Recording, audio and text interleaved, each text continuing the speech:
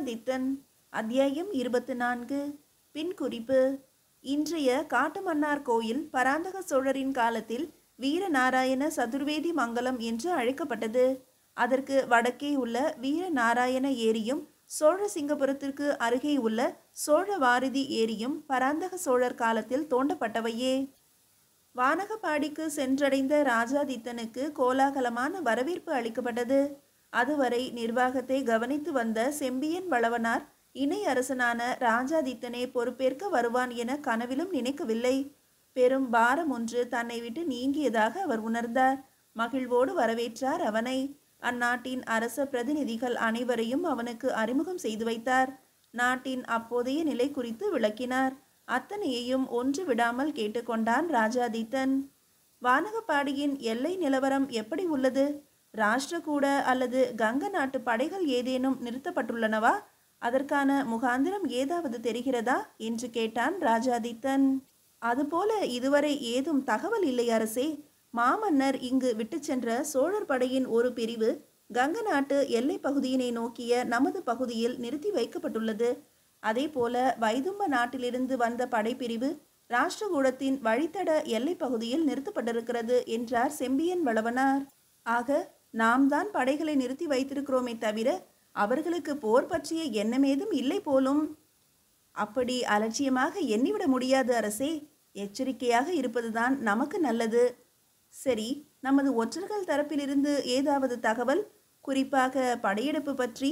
மெல்லிய குரலில் கேட்டான் ராஜாதித்தன். இதுவரை அப்படி ஏதும் இல்லை அரசே. என்றாலும் பதட்டமான சூழ்நிலை எப்போது வேண்டுமானாலும் நிகழலாம் என்றார் செம்பியன் வளவனார். வைதும்ப நாட்டிலிருந்து படையானது நமக்கு உதவிக்கு வர வேண்டுமெனில் எத்தனை நாட்களாகும்?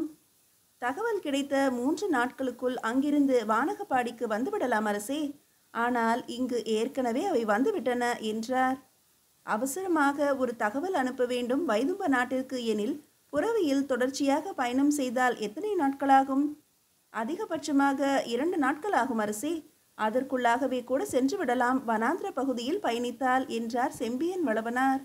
ஆக திடீரென ராஷ்டிரகூடம் படையெடுப்பினை நிகழ்த்தினால் கூட அதிகபட்சமாக 5 நாட்களுக்குள் நாம் வைதும்ப நாட்டிலிருந்து படை உதவியை பெற்றுவிடலாம் என்கிறீர்கள், அப்படித்தானே? அப்படித்தான் இளவரசே என்றார் வளவனார் பெருமையோடு. வானகப்பாடியின் ஒற்றர்கள் திறமை வாய்ந்தவர்களா? அதில் என்ன சந்தேகம் இளவரசே. நமது நாட்டு ஒற்றர்களின் வேகமும் விவேகமும் நாடறிந்த விஷயமாயிற்றே. அப்படியா? இருக்கட்டும். ஒருவேளை ராஷ்டிரகூடமோ கங்க நாடோ இந்த வானகப்பாடி மீது படையெடுப்பு நடத்த திட்டமிட்டு செயலாற்றுவதாக வைத்துக்கொள்வோம். அவர்கள் படையெடுத்து வர இருக்கிறார்கள் என்பதை திறமை வாய்ந்த நமது ஒற்றர்கள் எத்தனை நாட்களுக்கு முன்பு தெரிவிப்பார்கள் நமக்கு? என்ன இளவரசே இப்படி கேட்கிறீர்கள்? படை திரட்டுகிறார்கள் என்றவுடனேயே தகவல் நமக்கு வந்துவிடாதா என்ன?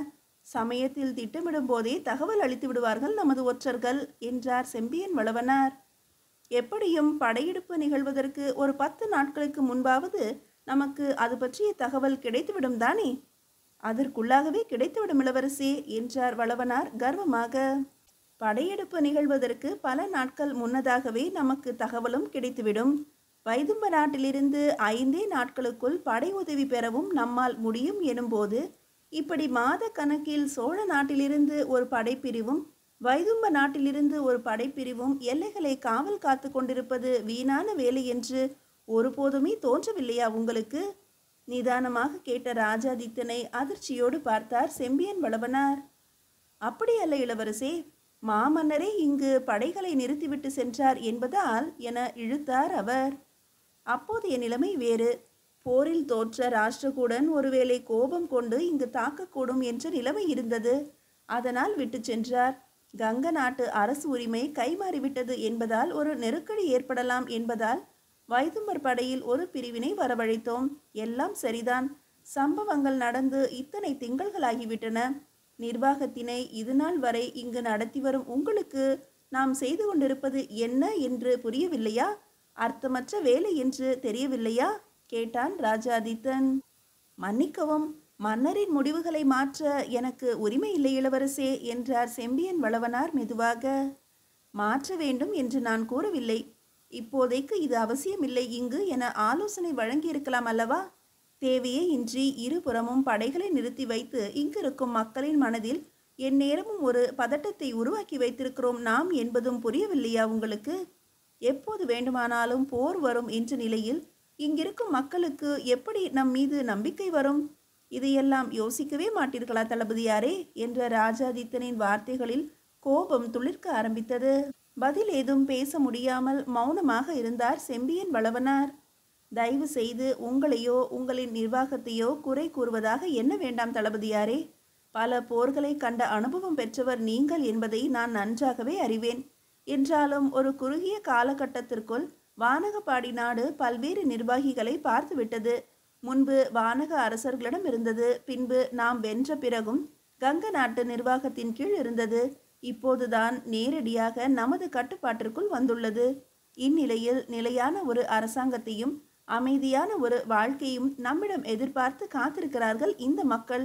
இத்தகைய சூழ்நிலையில் எல்லா பக்கமும் படைகளை கொண்டு வந்து நிறுத்தி வைத்தால் மக்கள் எப்படி பாதுகாப்பை உணருவார்கள் நம்மிடத்தில்? மக்களின் இந்த பயத்தினை போக்குவதுதானே நமது முதல் கடமையாக இருந்திருக்க வேண்டும் என்பதைத்தான் நான் உங்களிடம் கேட்கிறேன் என்றான் ராஜாதித்தன். புரிகிறது இளவரசே. தேவையில்லாத பதட்டத்தினை நாமே உருவாக்கிவிட்டோம் என்பது புரிகிறது. எப்போது படையெடுப்பார்கள் எதிரிகள் என்பதே தெரியாமல் அது பற்றிய பதட்டத்திலேயே அன்றாட கடமைகளை நாம் மறந்துவிட்டோம் என்பதும் புரிகிறது. நமது இந்த தவறால் மக்களின் மனநிலை பெரும் பாதிப்பிற்கு உள்ளாவது மட்டுமல்ல, தேவையின்றி நம்மீது வெறுப்பினை வளர்க்கும் என்றும் புரிகிறது என்றார் செம்பியன் வளவனார். மிகச் சரியான புரிதல் தளபதியாரே உங்களுடையது.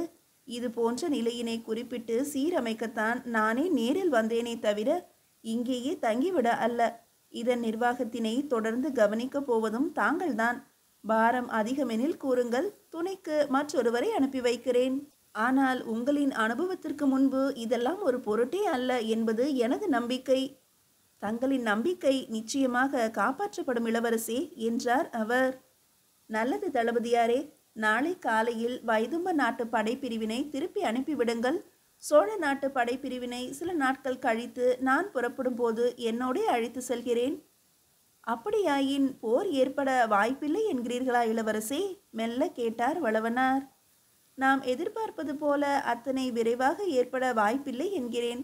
குறைந்தபட்சம் இன்னும் 6 திங்களுக்கு எதுவும் ஏற்படாது என்பதே என் எண்ணம். இத்தனை உறுதியாக எப்படி கூற முடிகிறது இளவரசே? ஒரு கணக்குத்தான் தளபதியாரே. இதுவரை எந்த போர் ஏற்பாடும் எதிரிகளால் செய்யப்படவில்லை என்பது நாம் அறிந்ததே. நாளை முதல் இதற்கான ஏற்பாடுகளை தொடங்கினால் கூட 3 திங்களாவது ஆகும் படைகளை அணிவகுக்க. சோழத்தினை எதிர்க்கிறார்கள் எனும் போது பெரும் படையோடு தான் தாக்க வருவான் ராஷ்டிரகூடன் கிருஷ்ணன்.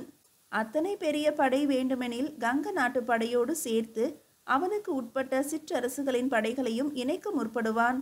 இதற்கெல்லாம் நடக்க குறைந்தபட்சம் 6 திங்களாவது ஆகுமல்லவா? கேட்டான் ராஜாதித்தன். வானகப்பாடி போன்ற சிறிய நாட்டினை தாக்க ராஷ்டிரகூட படையே போதுமே என கேட்டார் வளவனார்.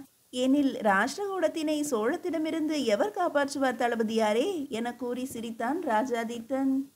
நீங்கள் கூறுவது போல நடந்தால் சோழத்திற்கும் ராஷ்டிரகூடத்திற்கும் இடையேயான இப்போர் இதுவரை எங்குமே நடக்காத அளவிற்கு மாபெரும் போராக அல்லவா இருக்கும் என கேட்கும் போதே வளவரானின் உடல் அவரையும் மீறி சிலிர்த்தது. உண்மைதான் தளபதியாரே. மாபெரும் எண்ணிக்கையில் இழப்புகள் இருக்கும். தோற்கும் நாடு மீண்டெழவே நாளாகும். மிக பெரிய இழப்பு கூட ஏற்படலாம். இவை எல்லாவற்றிற்கும் சேர்த்துதான் தயாராகி கொண்டிருக்கிறோம் நாம். நம்மை போலவே நமது எதிரியும் தயாராகி கொண்டிருக்கிறான் என்பதை புரிந்து கொண்டுதான் இருக்கிறோம் என்றான் ராஜாதித்தன். போர் இல்லாத வாழ்வு ஒன்று எந்த நாட்டிலும் அமையாதா? இருக்கும் நிலப்பரப்பு போதும் என்று எந்த ஒரு அரசருக்கும் தோன்றாதா? கேட்டார் செம்பியன் வளவனார். இந்த வார்த்தைகளை பல போர்கள் கண்ட உங்கள் வாயால் கேட்பதுதான் ஆச்சரியம் அளிக்கிறது வளவனாரே. என்றாலும் எல்லா போர்களுக்கும் அடிப்படை காரணம் எல்லை விரிவாக்கம் என்பது மட்டுமே அல்ல. சமூக மாற்றங்கள் கூட பல போர்களுக்கு காரணமாக அமைந்துள்ளன. யார் பெரியவன் என்று நிரூபிக்கும் எண்ணம் கூட காரணம். அவ்வளவு ஏன், அரச குடும்பத்தினருள் ஏற்படும் சிறு விரிசல்கள் கூட மிக பெரிய போர்களுக்கு காரணமாக இருந்திருக்கின்றன என்றான் ராஜாதித்தன் புன்னகையோடு. எனில் இப்போருக்கான காரணம் என்னவாக இருக்கும் என்பதை யோசித்தீர்களா இளவரசே? அது தெரிந்தால் போரே நடக்காமல் தவிர்த்து விடலாமே தளபதியாரே. எந்த ஒரு போருக்கான உண்மையான காரணமும் அது நடந்து முடிந்த பிறகுதான் தெரிய வரும் என்பதுதான் காலத்தின் கோலம் என கூறி பலமாக சிரித்தான் ராஜாதித்தன். நடக்கவிருக்கும் பெரும் போருக்கான முழு முதல் காரணமே நீதான் ராஜாதித்தா என்பதை எவரை கொண்டு இவனுக்கு உணர்த்துவது என யோசித்துக் கொண்டிருந்தது விதி. மீதியை அடுத்த அத்தியாயத்தில் காணலாம். அத்தியாயம் 25. கல்வெட்டு தகவல். பராந்தக சோழரின் சிறப்பு பெயர்களாக வீரநாராயணன், வீர சோழன், பண்டித தவச்செல்வன், குஞ்சரமல்லன், சங்கரராம ராகவன், இருமுடி சோழன் போன்றவை கல்வெட்டுகளில் காணப்படுகின்றன. திருமணத்திற்கு முன்பு காட்டிய வேகமும் கோபமும் இப்போது எங்கே போனது என்றே தெரியவில்லையே. கேட்ட ரேவகாவை புன்முறுவலோடு பார்த்தான் பூதுகன். என்ன குறைந்து விட்டது இப்போது? முன்பை விட அதிகமாகத்தானே நேசித்து கொண்டிருக்கிறேன் உன்னை, எதிர்கேள்வி கேட்டான் பூதுகன். என்ன நிபந்தனையோடு உங்களை திருமணம் செய்து கொண்டேன் என்பதை கூட மறந்து விட்டீர்களா கேட்டாள் ரேவகா. நினைவிருக்கிறது அன்பே, மறக்கக்கூடிய விஷயமும் இல்லை அது. தகுந்த காலத்திற்காக காத்திருக்கிறோம் நாங்கள். என் தமையனாருடன் சேர்ந்து விட்டீர்கள் அல்லவா? இனி இப்படித்தான் இருப்பீர்கள் நீங்கள். அங்கே ஒவ்வொரு நாளும் வளர்ந்து கொண்டிருக்கிறது சோழ தேசம் என்பதை மறந்துவிட்டீர்கள் போலும் என்றாள் ரேவகா. வளர்ந்த ஆடுகள்தான் விரைவில் வெட்டப்படும் அன்பே என்று கூறி சிரித்தான் பூதுகன். அது சரி, எப்போது என்பதுதான் மிகப்பெரிய கேள்வியாக உள்ளது. நாம் எங்கெல்லாம் நுழைவோம் என நினைக்கிறானோ அங்கெல்லாம் படை நிறுத்தி வைத்திருக்கிறான் சோழன். வேடிக்கை மட்டுமே நாம் பார்த்து கொண்டிருக்கிறோம் என்றாள் ரேவகா. இல்லை தேவி, வேடிக்கை பார்க்கவில்லை. நம்மை எவரும் வேடிக்கையாக மட்டும் பார்த்துவிடக் கூடாதே என எச்சரிக்கையோடு நகர்கிறோம். சுற்றி வளைத்து பூடகமாக பேச வேண்டாம் என்னிடத்தில். எப்போது தாக்கப் போகிறீர்கள் சோழத்தை?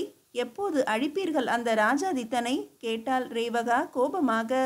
சோழத்தினை அழிக்கும் முயற்சியில் வெற்றி பெற போய் நம்மை நாமே இழந்துவிடக்கூடாது தேவி. என்ன, நம்மை இழப்பதா? என்னதான் நீங்கள் சொல்ல வருகிறீர்கள்? எரிச்சலோடு கேட்டாள் ரேவகா. சற்று நிதானமாக யோசித்து பார்.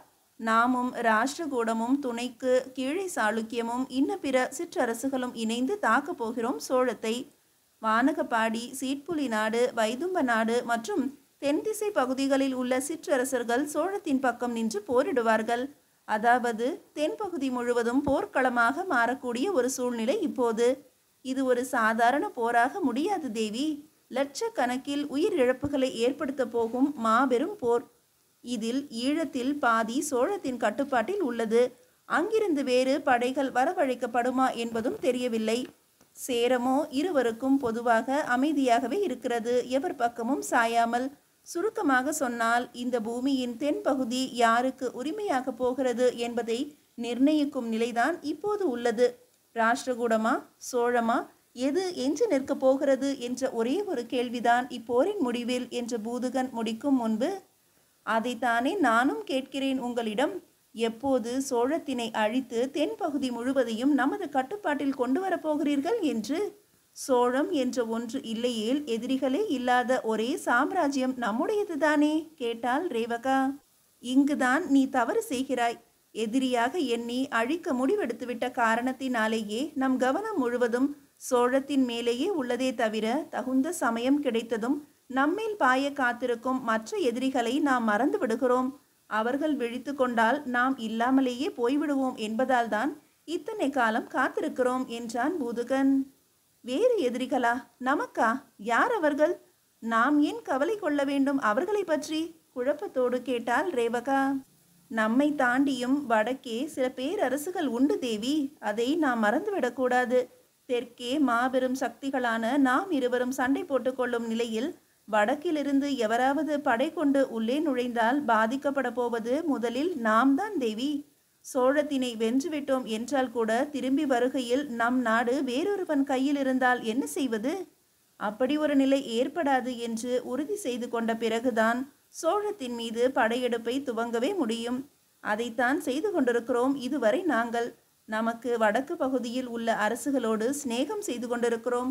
அதாவது நம்முடைய பாதுகாப்பினை முதலில் நாம் உறுதி செய்து கொண்டு வருகிறோம். பாதி வேலை முடிந்துவிட்டது, மீதியும் இன்னும் சில திங்கள்களில் முடிந்துவிடும். அதன் பின் நடக்கப் போவதெல்லாம் நீ நினைத்தது போலத்தான் என்றான் பூதுகன். நீங்கள் கூறுவது சரியாகவே தோன்றுகிறது இப்போது. என்றாலும் இது நாள் வரை ஏதும் செய்யாதிருக்கின்றோமே. நமக்கு உட்பட்ட படை பிரிவுகளையாவது திரட்டி தேவையான இடத்தில் குவித்திருக்கலாமே முன்னேற்பாடாக. வெளியே தெரியாமல் செய்ய வேண்டிய வேலை இது தேவி. நாம் தயாராகிறோம் என்பது தெரிந்தாலே போதும். பராந்தகன் படை கொண்டு நம்மை வரவேற்க காத்திருப்பான். நாம் தொடங்கும் முன் அவனே தொடங்கி விடுவான். அது கூடாது என்பதற்காகத்தான் இது போன்ற வேலைகளை செய்யாது சோழத்தின் பார்வையிலிருந்து மறைத்திருக்கிறோம் நமது செயல்களை என்றான் பூதுகன். அதனால் என்ன பெரிதாக பலன் விளைந்துவிட போகிறது நமக்கு? சலித்து கொண்டாள் ரேவகா. என்ன பலனா? மிக பெரிய பலன் உண்டு தேவி. வேங்கைகள் எப்போதும் தன்னை மறந்து உறங்குவது கிடையாது. தமது கூட்டத்தாருக்கு மத்தியில் பாதுகாப்போடு இருக்கும் போது மட்டுமே உறங்கும். சோழத்து வேங்கிகளும் அப்படித்தான். நாம் படையெடுத்து வருவோம் என எல்லை பகுதிகளில் எல்லாம் தம் படைகளை நிறுத்தி வைத்துக்கொண்டு விழிப்போடு உள்ளார்கள். நம்முடைய அமைதிக்கான காரணம் தெரியாமல் உள்ளார்கள். இப்போது ஒரு கட்டத்தில் சலித்தும் போவார்கள். இனி வரமாட்டான் இவன் என்று நம்மை நினைப்பார்கள். அது போன்றதோர் நேரத்திற்காக நாம் காத்திருக்கிறோம் தேவி. இன்னும் சில திங்களாகும்.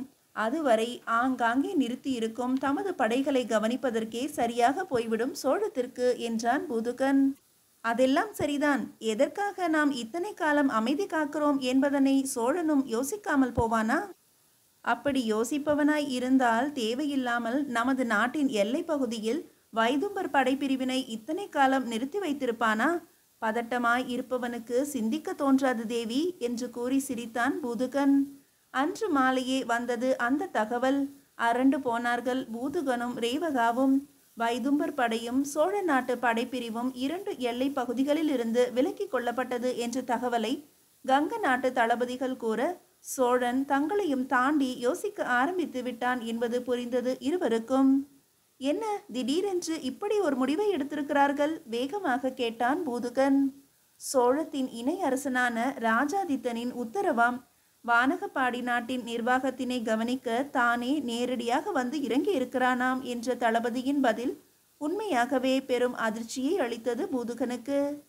என் தமையனாரிடத்தில் அன்று கூறியதையே இன்று உங்களிடமும் நான் கூறுகிறேன்.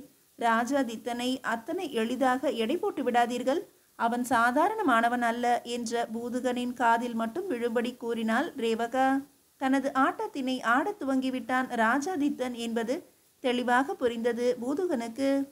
அதே நேரம் திருநாவலூரில் உள்ள ஈசன் கோயிலில் அந்த தலைமை அர்ச்சகர் முன்பு அமர்ந்திருந்தான் வெள்ளங்குமரன். ஐயா, நிறைவேறாத ஒரு ஆசையோடு இறந்தவர்களின் ஆன்மா பூமியிலேயே உழன்று கொண்டிருக்கும் என்று கூறுகிறார்களே, அது உண்மைதானா என கேட்டான் அர்ச்சகரை நோக்கி. உண்மைதான் தம்பி. தம் ஆசை நிறைவேறாத பட்சத்தில் ஆன்மாக்கள் அங்கும் இங்கும் அலைந்து கொண்டிருப்பது இயல்புதான். அந்த ஆன்மாவின் மனக்கேதம் நீக்கும் பொருட்டு அதனோடு தொடர்புடைய ஒருவர் எதையாவது செய்தாலேயன்றி அதற்கு முக்தி கிடைக்காது என்கிறார்கள் வேதமறிந்த பெரியோர்கள் என்றார் அர்ச்சகர். எனக்கு வேண்டிய பெண் ஒருத்தி அதுபோல எதிர்பாராமல் இறந்து விட்டாள் ஐயா. என்ன செய்தால் அவள் அமைதி அடைவாள் கேட்டான் வெள்ளங்குமரன். அவளது அந்த ஆசையினை நிறைவேற்ற முடிந்தால் உத்தமம் என்றார் அர்ச்சகர். இனி அது முடியாதையா, அதற்கு ஈடாக ஏதாவது என இழுத்தான் வெள்ளங்குமரன். ஆழ்ந்து யோசிக்கலானார் அர்ச்சகர். இறந்தவர்களின் ஆன்மா சில நாட்கள் பூமியில்தான் வாழும். தமக்கு வேண்டியவர்களை எல்லாம் கனவிலாவது வந்து கண்டு செல்லும். அதனை திருப்திப்படுத்தி முறையாக சாந்தி அடைய செய்யவே இறந்த பிறகு செய்யப்படும் சடங்குகள் உதவுகின்றன. ஆற்றங்கரையில் பிண்டம் வைத்து கரைப்பது என்பதும் அதற்காகத்தான். தனது தீராத ஆசையினை நீரோடு விட்டுவிட்டு இறைவனின் காலடியை நோக்கி பயணிக்க தொடங்கும் அந்த ஆன்மா என்பது ஒரு ஐதீகம். இது நன்கு வாழ்ந்து அனுபவித்து இறந்த ஆன்மாக்களுக்கு மட்டுமே பொருந்தும். நீயோ இளம்பெண் என்று கூறுகிறாய் தம்பி. பெரிதாக ஏதேனும் செய்தால் ஒழிய ஆன்மா முக்தி அடைய சாத்தியமே இல்லை என்றார் அர்ச்சகர். அப்படி என்றால் ஏதாவது ஒரு வழி நிச்சயம் இருக்குமே ஐயா. நிபந்தங்கள் ஏதாவது கோயிலுக்கு அளித்தால் என கேட்டான் வெள்ளங்குமரன். நிபந்தங்களால் இவ்விஷயத்தில் பயனேதும் விளையாது தம்பி. நிறைவேறிய வேண்டுதல்களுக்காக தரப்படுபவை அவை. இறந்தவரின் மரணத்திற்கு தெரியாமல் ஒரு காரணமாகி போனால் நந்தா விளக்கெரித்து அந்த ஆன்மாவினை அமைதிப்படுத்த இயலும். ஆனால் உன் விஷயத்திலோ நீயே முழுமுதல் காரணமாக இருப்பாய் என்று நினைக்கிறேன். சரிதானே? ஆம் என்பது போல தலையாட்டினான் வெள்ளங்குமரன். அப்படியாயின் ஒரே ஒரு வழிதான் உண்டு தம்பி. இறந்த பின்னும் உயிர்களுக்கு அபயமளிக்கும் ஒரே தெய்வமான ஈசனுக்கு ஆற்றங்கரையில் ஒரு கோயில் எழுப்ப முடியுமா உன்னால்? ஆற்றுத்தளி என்பார்கள் அதனை. இறை கண்டு வேண்ட வரும் அத்தனை பேர் உள்ளங்களிலும் ஏற்படும் நிறைவு அலையும் அந்த ஆன்மாவினை சாந்தப்படுத்தும். அங்கும் இங்கும் அலையாமல் அக்கோயில் ஈசனின் காலடியிலேயே தன்னை அடக்கிக் கொள்ளும். ஈசனிடம் தன்னை அடைக்கலமாக தந்த எந்த ஒரு ஆன்மாவிற்கும் தனிப்பட்ட விருப்பு வெறுப்பு இல்லாமல் போய் காண்போர் எல்லோரையும் வாழ்த்தி வணங்கும் முக்தியும் அடைந்துவிடும். ஆற்றுத்தளி அமைக்க முடியுமா தம்பி உன்னால்? கேட்டார் அந்த அர்ச்சகர். முடியும் ஐயா, இறையருள் இருப்பின் என்னால் முடியும். இந்த ஊருக்கு அருகிலேயே ஏதாவது ஆறு ஓடுகிறதா? கோயில் அமைக்கும் அளவிற்கான இடம் உள்ளதா? அறிந்தால் கூறுங்கள் ஐயா என்று வேண்டினான் வெள்ளங்குமரன். அருகில் உள்ள முடியூரில் பெண்ணையாறு ஓடுகிறது. அந்த பெண்ணாற்றங்கரை ஓரத்தில் ஆற்றுத்தளி அமைக்கலாம் தம்பி. அங்கு நல்லதோர் இடத்தினை தேர்வு செய்து நான் சொல்கிறேன். உரியவரிடமிருந்து அதை வாங்கி கோயில் கட்டுவது உன் பொறுப்பு என்றார் அர்ச்சகர். அப்படியே செய்து விடுவோம் ஐயா, நீங்கள் ஆக வேண்டியதை பாருங்கள் என்ற வெள்ளங்குமரன் சற்று மன நிம்மதி அடைந்தவனாய் அங்கிருந்து ஏரி அமைக்கும் பணிகளை பார்வையிட சென்றான். சற்று பொறுத்துக்கொள் விருச்சிகா, வந்து விடுகிறேன் உன்னோடு. எம் இளவரசர் ஆசைப்பட்ட இந்த ஏரியினை உருவாக்கி முடித்து விடுகிறேன். அதற்குள் உன் ஆன்ம சாந்திக்கான வழியாக கூறப்படும் இந்த ஆற்றுத்தளியினையும் கட்டி முடித்து விடுகிறேன். அதன் பின் என்னை தடுப்போர் எவரும் இல்லை. உன்னோடு நான் கலப்பதை தடுத்திடவும் எதுவும் இல்லை என மனதிற்குள் நினைத்து கொண்டான் வெள்ளங்குமரன். நினைப்பது அத்தனையுமே நடந்துவிட்டால் விதி என்பது விளையாட களம் என்று எதுவுமே இல்லாமல் போய்விடுமே. இறை என்ற சக்தியின் மதிப்பு என்ன என்பதுவும் தெரியாமலேயே போய்விடுமே மனிதர்களுக்கு. பிறப்பினை போலவே இறப்பினையும் எவராலும் தீர்மானித்து விடவே இயலாது என்பதை சோகத்தில் மூழ்கி இருக்கும் வெள்ளங்குமரன் அறிந்து கொள்ள வாய்ப்பே இல்லாமல் போனது. மீதியை அடுத்த அத்தியாயத்தில் காணலாம்.